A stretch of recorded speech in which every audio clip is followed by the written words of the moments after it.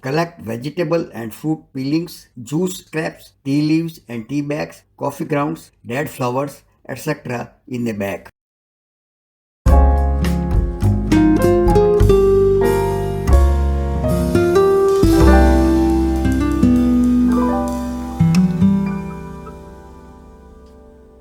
Take a container with number of holes at bottom. The pot should have lid and bottom plate. You can take a bucket and make many holes at its bottom.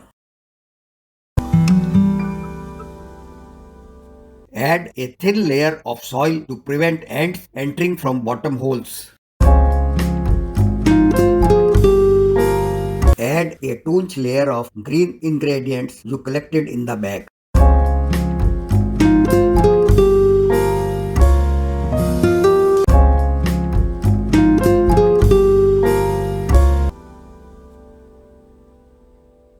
Do not add cooked food, meat, bowls, seafood waste, dairy and bakery items like bread, cake in the pile.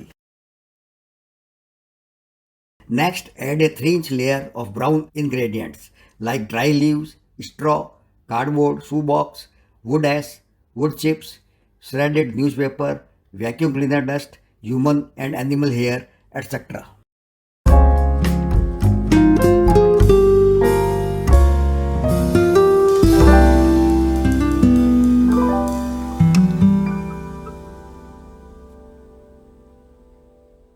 Do not add plastic pieces, glass pieces and garden weeds. Cover the pot and place it in a sunny spot. After a few days, water lightly and turn the ingredients to add air. Water and oxygen encourage decomposition. Again put the lid and bottom plates. Keep the pot always closed. Keep on adding green and brown layers when you have collected enough ingredients.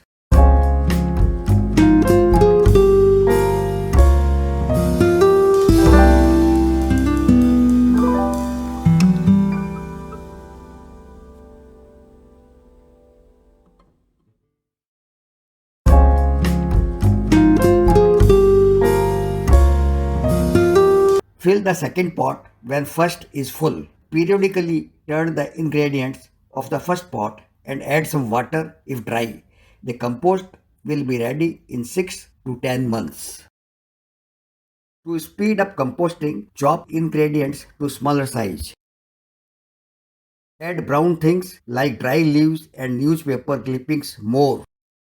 Turn the pile periodically to add oxygen. Cover the pot to raise temperature. Always keep the pot in sun. Problems and their solutions. To prevent mosquitoes and flies, cover the top with newspaper strips and with garden soil or both, and then put the lid on the pot.